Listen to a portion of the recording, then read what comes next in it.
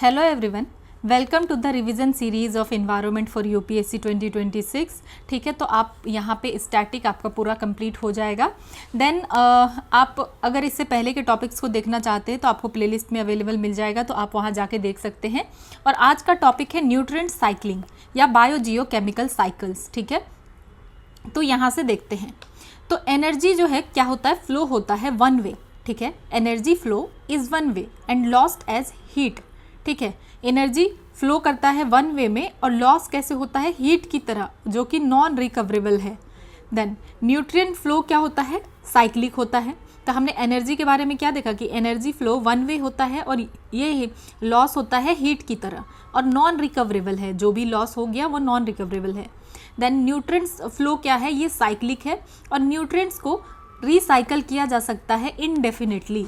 ठीक है, तो ये बात आपको याद रखना है कि न्यूट्रिएंट फ्लो साइक्लिक है और इसको रिसाइकल किया जा सकता है इनडेफिनेटली।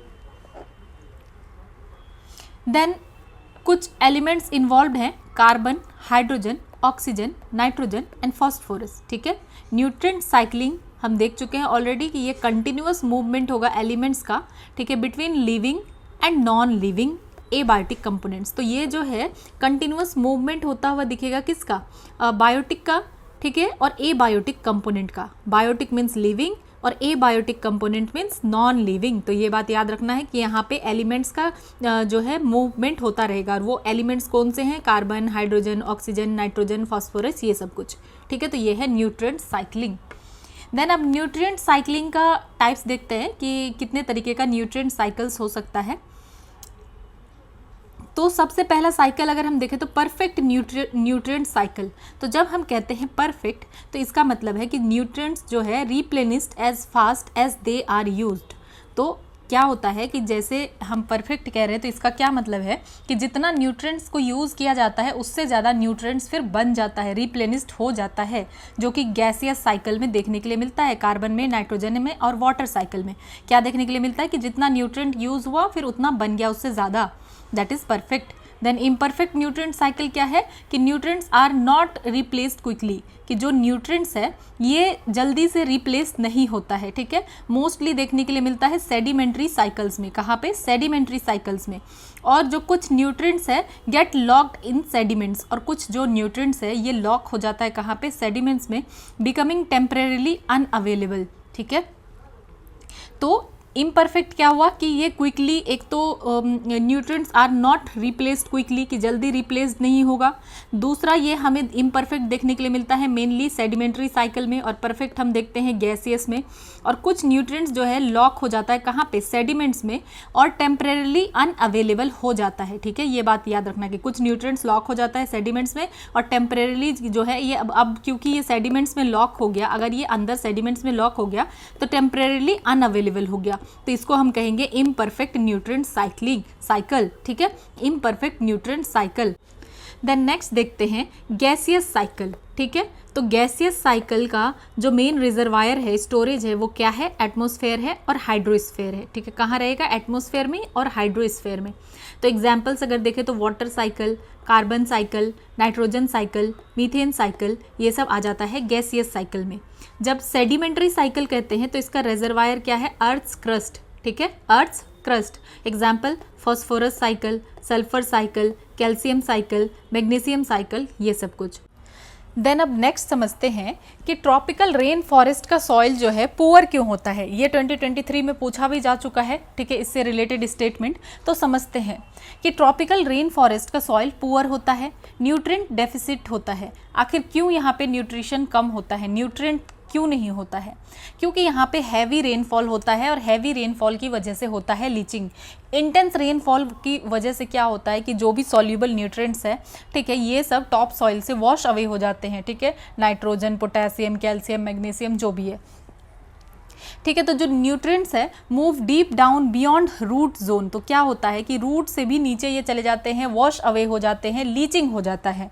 ठीक है, तो यहाँ होता क्या है कि रैपिड डीकम्पोजिशन होता है बट क्विक अपटेक। मतलब होता क्या है कि यहाँ पे वार्म और ह्यूमिड क्लाइमेट होता है, तो डीकम्पोजिशन भी बहुत ज़्यादा फास्ट होता है ऑर्गेनिक मैटर का, और यहाँ पे फिर रिलीज होता है न्यूट्रिएंट्स। ठीक है, और ये न्यूट्रिएंट्स फिर इमीडिएटली रीअब्जॉर्ब कर लिया जाता है प्लांट के द्वारा और ये फिर सॉइल में स्टोर नहीं होता है। क्या मतलब है कि यहाँ पे रैपिड डीकम्पोजिशन होता है लेकिन फिर क्विक अपटेक कर लिया जाता है प्लांट्स के द्वारा।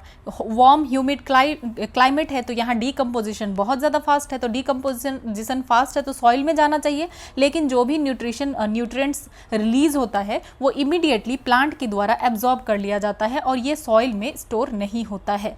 देन थिन ह्यूमस लेयर कि organic litter decomposes quickly. Organic litter क्या होता है, जल्दी से डीकम्पोज हो जाता है। नो थिक ह्यूमस एक्यूमुलेशन, तो इसी वजह से यहाँ पे ह्यूमस को एक्यूमुलेट होने के लिए जो है थिक हो ही नहीं पाता है, काफ़ी थिन लेयर रहता है। तो soil lakhs long term nutrient reservoir, तो सॉइल को लॉन्ग टर्म न्यूट्रिएंट रिजर्वायर नहीं मिल पाता है और लेटराइटिक सॉइल फॉर्मेशन हो जाता है। हाई लीचिंग की वजह से आयरन और एल्यूमिनियम ऑक्साइड बच जाता है और ये सॉइल फिर हाईली एसिडिक और इनका फर्टिलिटी भी काफ़ी ज़्यादा लो होता है।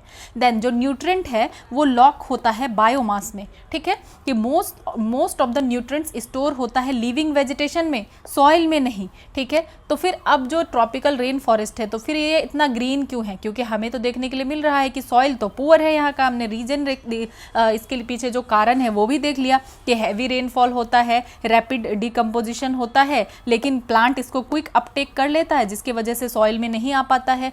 थिन ह्यूमस लेयर है, देन लेटराइटिक सॉइल का फॉर्मेशन हो जाता है और जो भी न्यूट्रिएंट्स है यहाँ पे बायोमास में ही रहता है। तो अब देखते हैं कि कैसे इनको न्यूट्रिशन मिलेगा, न्यूट्रिएंट कैसे मिलेगा। तो रैपिड न्यूट्रिएंट साइक्लिंग यहाँ पे होता है, सबसे जो इंपॉर्टेंट है, जो कि अभी हम न्यूट्रिएंट साइक्लिंग पढ़ रहे हैं, तो यहाँ पे रैपिड न्यूट्रिएंट साइक्लिंग होता है। जो लीफ गिरता है प्लस डेड ऑर्गेनिज्म जो है डिकम्पोज होता है क्विकली, तो फिर जो न्यूट्रिएंट्स है वो रिलीज होता है और फिर इंस्टेंटली रीअब्जॉर्ब कर लिया जाता है रूट्स के द्वारा, ठीक है, प्लांट के रूट्स के द्वारा। और यहाँ पे एक और क्या फीचर देखने के लिए मिलता है कि शैलो रूट सिस्टम है, मतलब रूट जो है स्प्रेड होता है सरफेस पे ही ये इस तरीके से स्प्रेड होता है, बहुत दूर दूर तक नहीं जाता है, अंदर की तरफ, ठीक है, सरफेस पे ही स्प्रेड होता है ताकि कैप्चर कर सके न्यूट्रिएंट को लीचिंग से पहले ही, ठीक है। तो ये भी एक एडेप्टेशन है, क्योंकि अगर लीचिंग से पहले नहीं एब्जॉर्ब करेगा फिर तो प्लांट यहाँ हो ही नहीं पाएगा, ठीक है। तो often form buttress root for support, तो बटरेस रूट इस टाइप का बन जाता है सपोर्ट के लिए, ठीक है, इस तरीके से कि ये फैला हुआ रहता है, शैलो रूट सिस्टम होता है। देन माइकोराइजल एसोसिएशन की फंगी जो है क्या करता है, हेल्प करता है रूट्स को एब्जॉर्ब न्यूट्रिएंट्स। तो यहाँ पे माइकोराइजल जो है एसोसिएशन देखने के लिए मिलता है कि इन रूट्स में जो भी फंगी होता है तो वो हेल्प करता है कि न्यूट्रिएंट को एब्जॉर्ब किया जा सके, ठीक है, इफिशिएंटली फ्रॉम पुअर सॉइल, की इसी पुअर सॉइल से जो भी है अब यहाँ से न्यूट्रिएंट को एब्जॉर्ब किया जा सके। तो क्लोज्ड न्यूट्रिएंट साइकिल मतलब क्या होता है कि मिनिमल लॉस होता है और न्यूट्रिएंट्स कंटिन्यूअसली रिसाइकल होता रहता है विद इन इकोसिस्टम, कि यहाँ क्या हो रहा है, न्यूट्रिएंट्स जो है कंटिन्यूअसली रिसाइकल हो रहा है।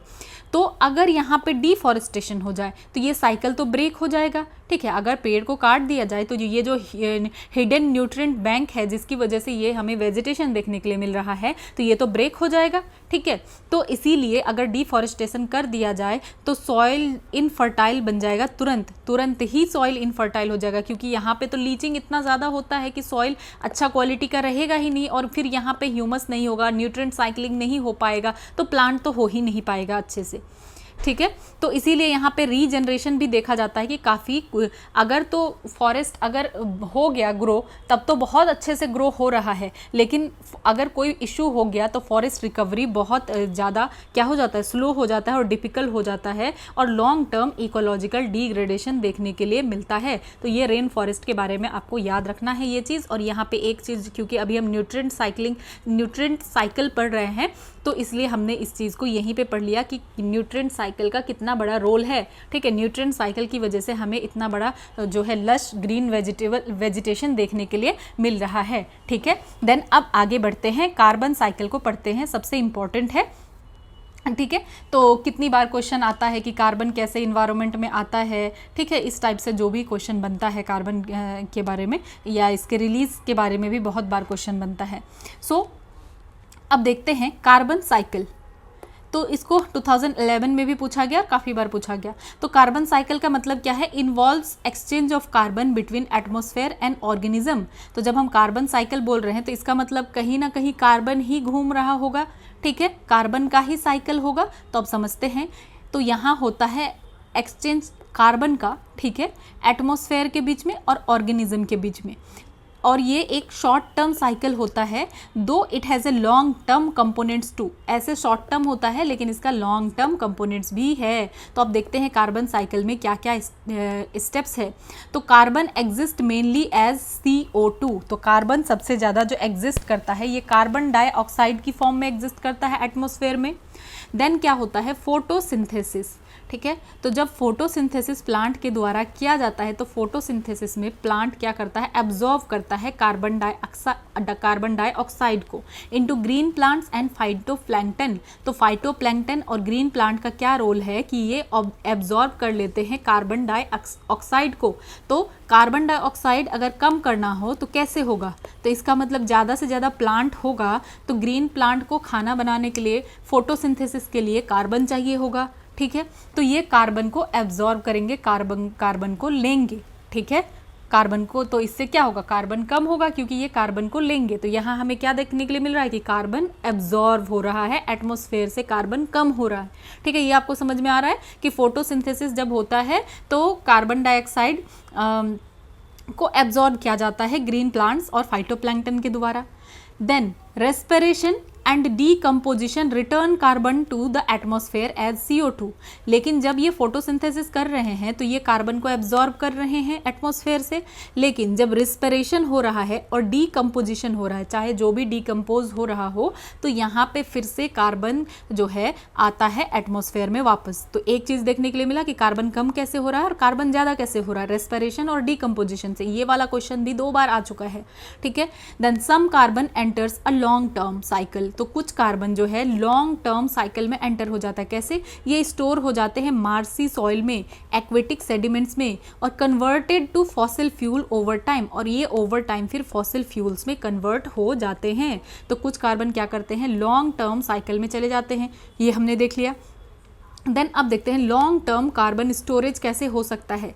तो डीप ओशियन में, ये भी क्वेश्चन जो है आ चुका है एक बार स्टेटमेंट फॉर्मेट पे, ठीक है। तो लॉन्ग टर्म कार्बन स्टोरेज कैसे होता है? डीप ओशियन में carbon can stay buried for millions of year. तो डीप ओशियन में जो है कार्बन को बरी करके रखा जा सकता है, बरी होकर रह सकता है मिलियन ऑफ ईयर्स तक, ठीक है। देन जो कुछ जियोलॉजिकल प्रोसेस होता है जैसे टेक्टोनिक अपलिफ्ट, तो इससे क्या होगा? मे एक्सपोज कार्बन कंटेनिंग रॉक्स। तो ये यहाँ पे कार्बन कंटेनिंग रॉक्स को ये एक्सपोज कर सकता है और इससे फिर CO2 रिलीज होगा इवेंचुअली। तो लॉन्ग टर्म कार्बन स्टोरेज कहाँ हो सकता है? डीप ओशियन में हो सकता है। देन कुछ जो जियोलॉजिकल प्रोसेस है जैसे टेक्टोनिक अपलिफ्ट, तो यहाँ पे कार्बन क्या होगा? रिलीज होगा कि जिस रॉक में कार्बन था, ठीक है, तो वो कार्बन क्या होगा? रिलीज हो सकता है इवेंचुअली।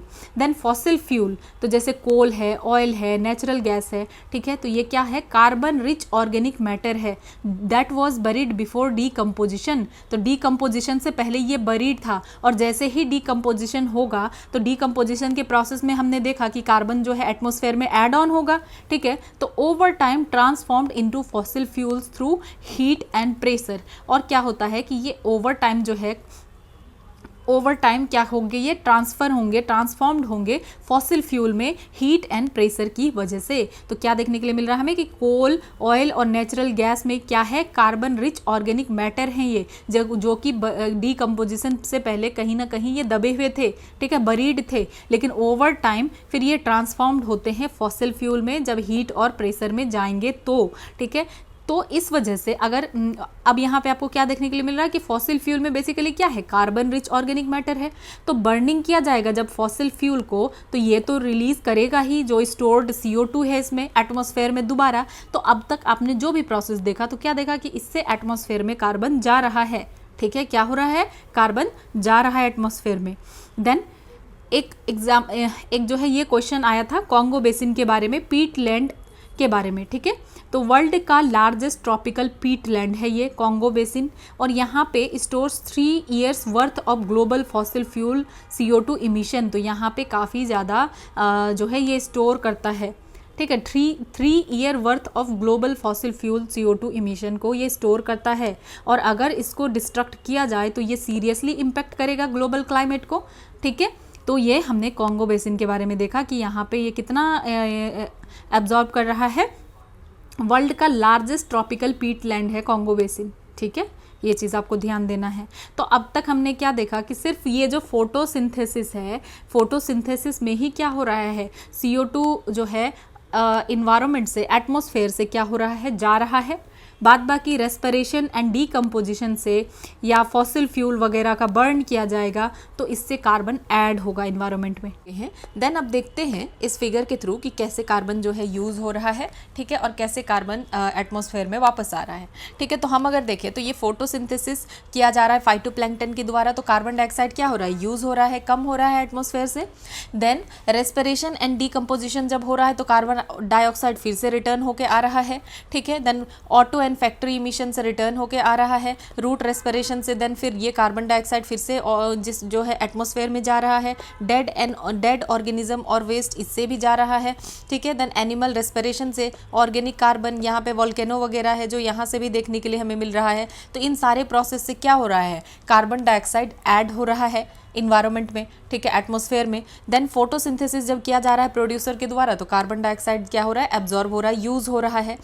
देन यहाँ पे जो डेड ऑर्गेनिज्म है तो क्या देखने के लिए मिल रहा है कि ये फॉसिल एंड फॉसिल फ्यूल बनते हैं। ठीक है, देन ये जो इनसॉल्युबल कार्बोनेट्स है ये लाइमस्टोन बनते हैं। तो ये ओवर टाइम हमें देखने के लिए मिलता है कि डेड ऑर्गेनिज्म और वेस्ट से क्या बन रहा है, फॉसिल फ्यूल बन रहा है या लाइमस्टोन बन रहा है। ठीक है, तो ये जो है ना ये लॉन्ग टर्म स्टोरेज हो रहा है। ठीक है, क्या हो रहा है, ये स्लो साइकिल है, लॉन्ग टर्म स्टोरेज हो रहा है। तो ये कुछ चीज़ें हम देख चुके हैं कि किस तरीके से कार्बन डाइऑक्साइड जो है एटमॉस्फेयर में वापस आ रहा है और किस तरीके से यूज़ हो रहा है। अब नेक्स्ट मूव करते हैं, नाइट्रोजन साइकिल को समझते हैं।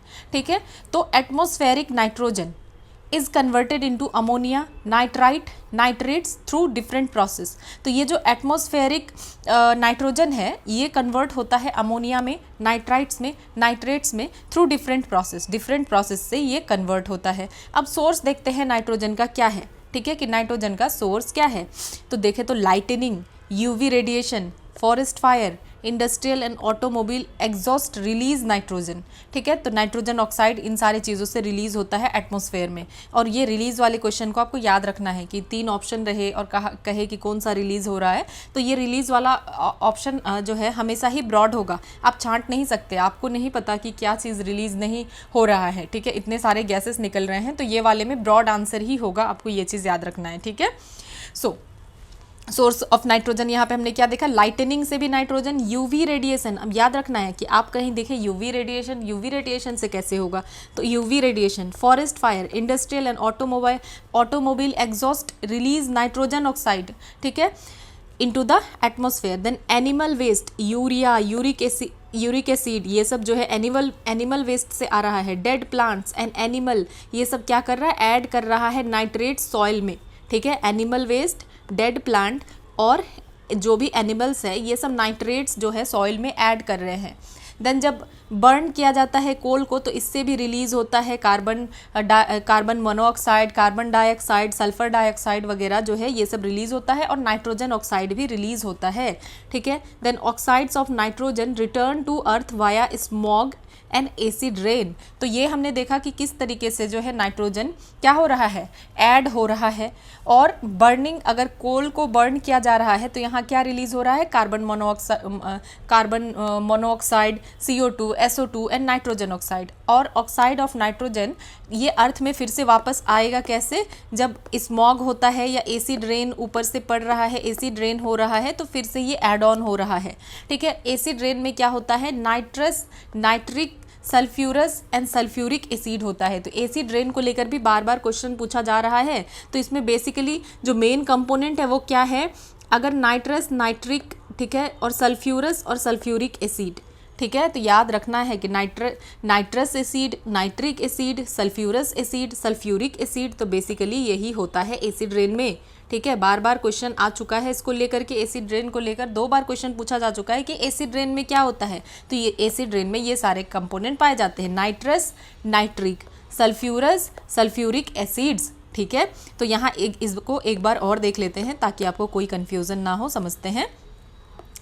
तो सोर्स अगर देखें कि नाइट्रोजन का सोर्स क्या है, हाँ, कहाँ कहाँ से नाइट्रोजन रिलीज होता है, तो देखते हैं। ठीक है, दोबारा इसको हम रिवीजन कर लेते हैं। Give me a moment. Yes, so तो हमने देखा लाइटनिंग से, ठीक है, यूवी रेडिएशन से, फॉरेस्ट फायर से, इंडस्ट्रियल और ऑटोमोबाइल एग्जॉस्ट से, इन सब से रिलीज हो रहा है नाइट्रोजन। ठीक है, नाइट्रोजन ऑक्साइड एटमॉस्फेयर में, इन सारी चीज़ों से एटमॉस्फेयर में। देन जो एनिमल वेस्ट है, urea, uric acid, dead plants, animals, इससे भी नाइट्राइट जो है, यहाँ पे हमने देखा कि इन सारी चीज़ों से एटमॉस्फेयर में नाइट्रोजन ऐड हो रहा है। ठीक है, नाइट्रोजन ऑक्साइड, और यहाँ पे जो है सॉइल में ऐड हो रहा है। ठीक है, सॉइल में एनिमल वेस्ट के थ्रू या डेड प्लांट्स और एनिमल्स के थ्रू सॉइल में ऐड हो रहा है। ठीक है, देन जब बर्न किया जाता है कोल को तब भी रिलीज हो रहा है। ठीक है, CO, CO2, SO2 और नाइट्रोजन ऑक्साइड भी रिलीज हो रहा है। देन ऑक्साइड ऑफ नाइट्रोजन जो है, जो ऑक्साइड ऑफ नाइट्रोजन है, ये अर्थ में फिर से रिटर्न कैसे आएगा, स्मॉग के थ्रू और एसिड रेन के थ्रू। ठीक है, और एसिड रेन में क्या होता है, नाइट्रस, नाइट्रिक, सल्फ्यूरस और सल्फ्यूरिक। ठीक है, बेसिकली आपको अगर सल्फ्यूरिक एसिड, नाइट्रिक एसिड याद है तो आपका काम बन जाएगा। ये दोनों चीज़ आपको याद रखना है। देन अब देखते हैं स्टेप्स क्या है नाइट्रोजन साइकिल में, क्या क्या स्टेप आता है। तो सबसे पहला स्टेप है नाइट्रोजन फिक्सेशन। ठीक है, पहले नाइट्रोजन फिक्सेशन होगा, देन नाइट्रीफिकेशन होगा, देन अमोनिफिकेशन होगा, देन डी नाइट्रीफिकेशन होगा। क्या क्या होगा, nitrogen fixation, nitrification, ammonification, D nitrification. ठीक है, देन नाइट्रोजन फिक्सेशन में क्या होता है समझते हैं। तो done by nitrogen fixing microbes. तो nitrogen fixation nitrogen fixing microbes के द्वारा किया जाता है। ठीक है, इंडस्ट्रियल मेथड से भी होता है। एक तो नाइट्रोजन फिक्सिंग माइक्रोब्स कर रहे हैं, देन इंडस्ट्रियल मेथड से भी होगा और लाइटनिंग से भी होगा। याद रखना है, नाइट्रोजन का रिलेशन लाइटनिंग से है। ठीक है, लाइटनिंग मीन्स जब हम वो बात करें बिजली, ठीक है, वो वाला लाइटनिंग, थंडर, लाइटनिंग। तो थंडर तो साउंड होता है, लाइटनिंग मीन्स जो वो बिजली चमकता है वो। ठीक है, so nitrogenase enzyme helps convert atmospheric nitrogen into ammonia और अमोनियम आयंस। ठीक है, तो ये जो नाइट्रोजनीज एंजाइम है तो ये हेल्प करता है कि एटमॉस्फेरिक नाइट्रोजन जो है अमोनिया और अमोनियम आयंस में कन्वर्ट हो। ठीक है, then free living soil bacteria, azotobacter, तो एजेटोबैक्टर का भी रोल है, ये सब नाइट्रोजन फिक्सिंग में हेल्प करते हैं। Then symbiotic bacteria, rhizobium, rhizobium क्या है, सिम्बायोटिक बैक्टीरिया है। राइजोबियम के बारे में बहुत सारे एग्जाम में भी क्वेश्चन पूछा जाता है। ठीक है, तो ये सिम्बायोटिक बैक्टीरिया है इन रूट नोड्यूल्स ऑफ लेग्यूम्स। ठीक है, ये कहाँ पाया जाता है, तो लेग्यूम्स में पाया जाता है, मीन्स जो स्पेशली जो दालों, ठीक है, दलहनी प्लांट, ठीक है, स्पेशली ऐसे प्लांट दाल वाले। ठीक है, तो उसके रूट नोड्यूल में पाया जाता है सिम्बायोटिक बैक्टीरिया राइजोबियम।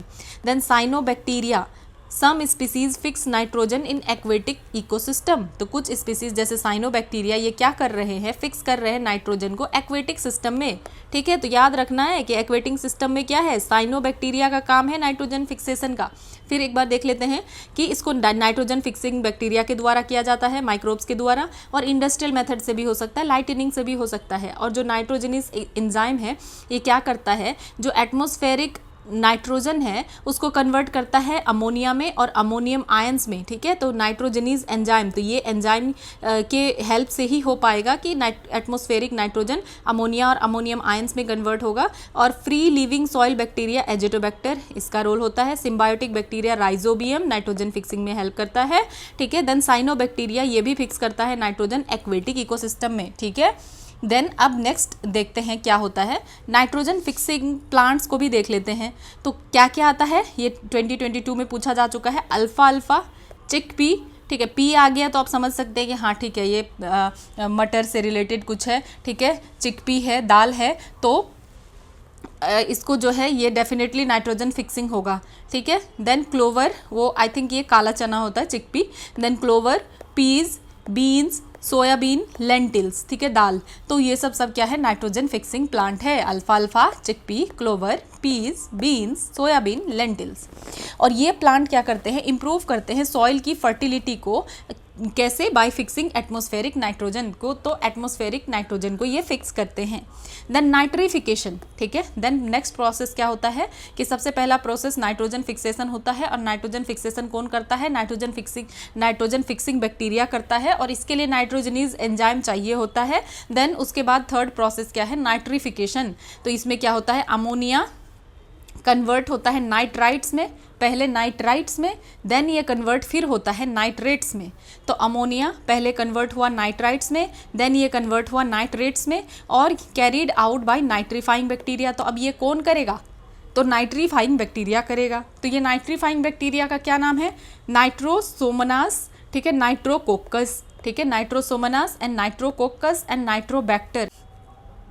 नाइट्रेट्स को एब्जॉर्ब कर लिया जाता है प्लांट के द्वारा, फिर ये reduce to ammonia in leaves में ये फिर अमोनिया में कन्वर्ट हो जाता है। देन इसका यूज़ किया जाता है एमिनो एसिड्स के लिए, ठीक है, use to make amino acids की, फिर से तब फिर क्या होगा? अमोनिया से एमिनो एसिड्स बनेगा, ठीक है। देन अमोनिफिकेशन, ठीक है, डीकम्पोजर बैक्टीरिया जो होता है वो कन्वर्ट करता है नाइट्रोजिनस वेस्ट को यूरिया में और यूरिक एसिड में, ठीक है, और डेड मैटर को अमोनिया में और अमोनियन आयंस में। तो याद रखना है कि जो डीकम्पोजर बैक्टीरिया है ये नाइट्रोजिनस वेस्ट को यूरिया और यूरिक एसिड में बदलता है, और डेड मैटर को अमोनिया और अमोनियम आयंस में। देन डीनाइट्रिफिकेशन होता है, ठीक है, कि यहाँ पे जो है नाइट्रेट्स, फिर यहाँ डीनाइट्रिफिकेशन प्रोसेस में क्या हो रहा है कि converts nitrates back into elemental nitrogen. तो फिर से जो ये नाइट्रेट्स में कन्वर्ट हुआ था ये एलिमेंटल नाइट्रोजन में कन्वर्ट हो जाता है, ठीक है। और ये नाइट्रीफाइंग बैक्टीरिया जैसे कि स्यूडोमोनास और थियोबैसिलस उसके द्वारा किया जाता है। देन नाइट्रोजन गैस फिर से स्केप होकर एटमॉस्फेयर में आ जाता है और कंप्लीटिंग द नाइट्रोजन साइकिल। तो इसी तरीके से नाइट्रोजन साइकिल कंप्लीट होता है। सबसे पहले हमने देखा कि सोर्सेस क्या है, कहाँ कहाँ से नाइट्रोजन जो है